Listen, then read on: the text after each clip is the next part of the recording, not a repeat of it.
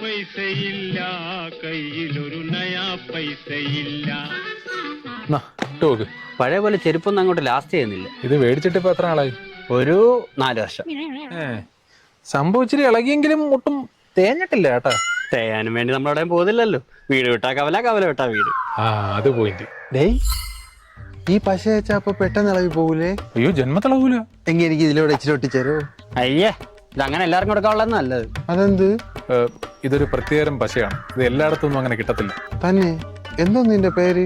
ഇത് ഇഞ്ചങ്കുജ. ഇഞ്ചങ്കുജയാ? ഓ, നമ്മുടെ കോളാമ്പി മണിയെണ്ണ സമയം എടുത്ത് ചില പ്രത്യേക രീതി കാച്ചെടുക്കുന്ന പശയായത്. അപ്പൊ അവിടെ കിട്ടുമല്ലേ? കൊള്ളാം, അവിടെ മാത്രമേ കിട്ടൂ. എന്താ അണ്ണാ, നിങ്ങൾ സ്പെഷ്യൽ ആയിട്ട് കാച്ചെടുക്കുന്ന പശയില്ലേ, ഇഞ്ചങ്കുജ?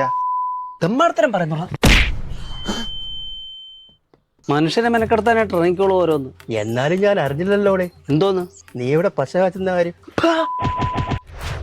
ഡേയ്, എന്താടേ പോയിട്ട് പശ കിട്ടിയില്ലേ? തരൂലെന്ന് പറഞ്ഞു. അതെന്ത്? മണിയണ്ണൻ പശ കാച്ചണത് നിങ്ങൾക്ക് വേണ്ടിയാണെന്ന്. വേറെ ആർക്കും തരൂലെന്ന് പറഞ്ഞു.